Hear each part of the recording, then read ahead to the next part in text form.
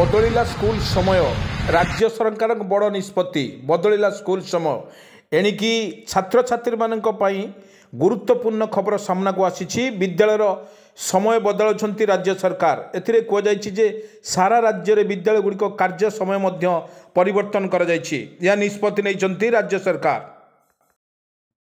सरकार राज्य रे हाईस्कूल समय सकाळ 9टा ठारू अपराह्न 4टा पर्यंत वृद्धि पाई किंतु एडमिशन कैलेंडर 4 ରୁ 5टा बाध्यतामूलक करी एपी स्कूल शिक्षा विभाग एक सम्मुख निष्पत्ति नहीं एक परीक्षण भाव में राज्यर प्रत्येक मंडल 2टी हाईस्कूल रे यही व्यवस्था लागू करने को सरकार निर्देश देइचंती। से भली राज्य रे प्राथमिक विद्यालय रे प्रथम सकाळू अवधि 5 मिनिट रु 50 मिनिट को वृद्धि करा जाउथला बेले 3टी अवधि प्रत्येक 40 मिनिट को 45 मिनिट वृद्धि करा जाइतला।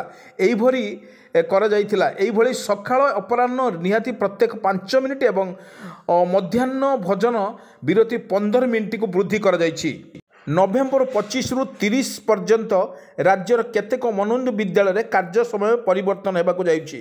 उल्लेखयोग्य सरकार यह एवं परिवर्तन